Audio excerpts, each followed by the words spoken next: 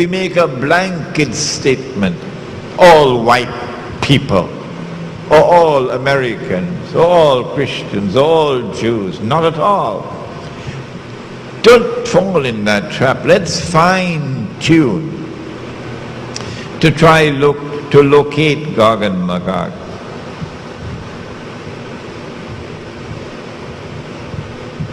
We have to go to the Caucasus Mountains. And there at the Caucasus Mountains, we have to look for a people with power. There have to be a people whose power was greater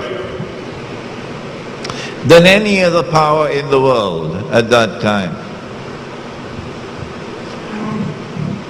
We have to look for a people who will eventually be moving from that northern area and moving towards Jerusalem.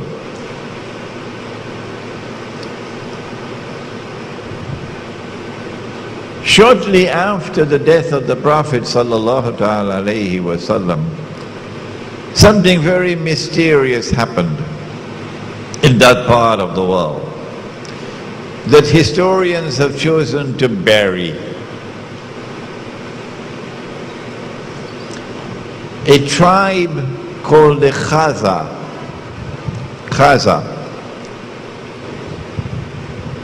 chose to embrace Judaism. And so the world witnessed for the first time the very strange phenomenon of a non-Semitic people becoming Jews. Non-Semitic becoming Jews. The genetic research is available on the internet. Anyone can study it. You had conferences, medical conferences, which were organized to study these people, their genetic composition. They had a genetic composition which was unique in all of mankind. No people in the world were like them. This is scientific research. And these people, the Khaza, chose to convert to Judaism, but they did so not for any religious reasons. They were not so much interested in the Kitab and to follow the law. They embraced Judaism for purposes of political expediency. They were sandwiched between Islam and Christianity, Byzantine Christianity, and they chose Judaism. These European Jews who have no racial, biological connection with the Banu Israel multiplied. وَهُمْ مِنْ كُلِّ حَدَبٍ يَنْسِلُونَ. Nasl, they multiplied and breeded to such an extent that today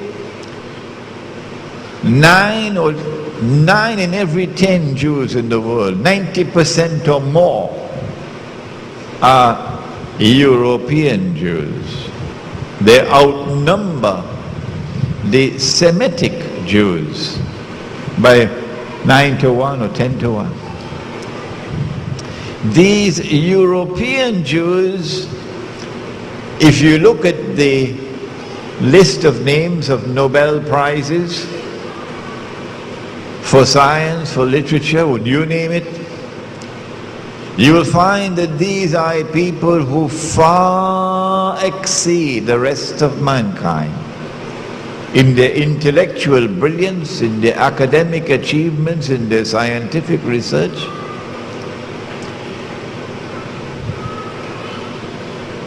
They are a people different from the rest of mankind. And then you find that these Khaza who became Jews also chose to become Christians.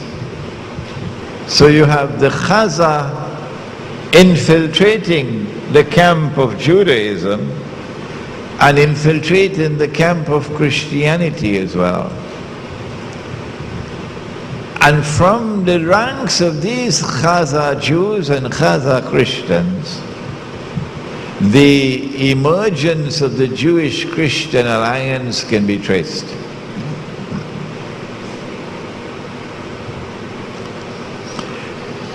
It is this Jewish-Christian alliance, Khaza, which eventually gives birth to the Zionist movement.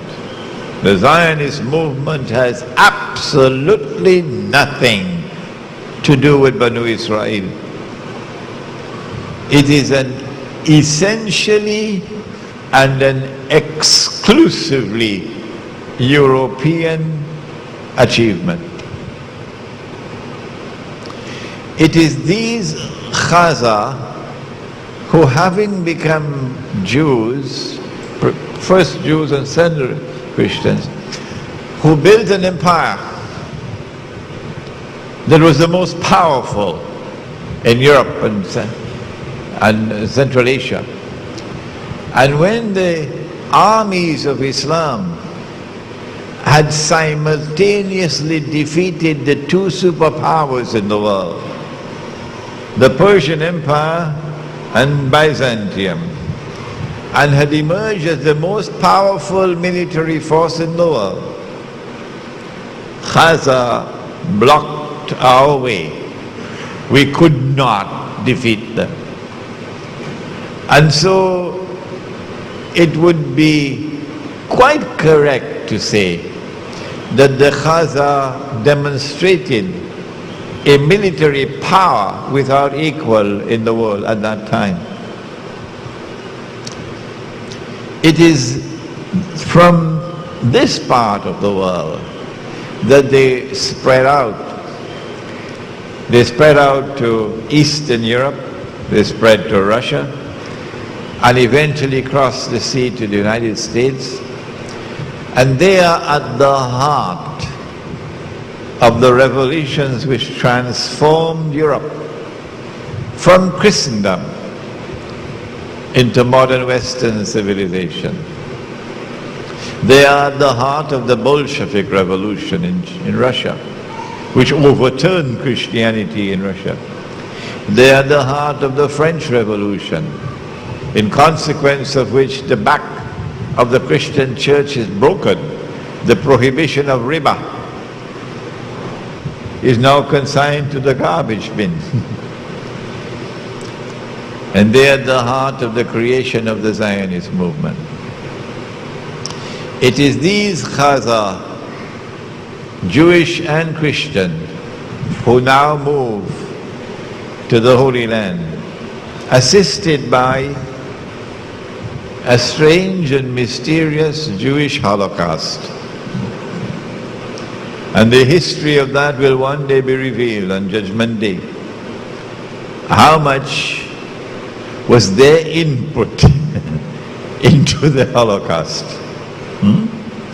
So that you have an exodus now of these European Jews to the Holy Land.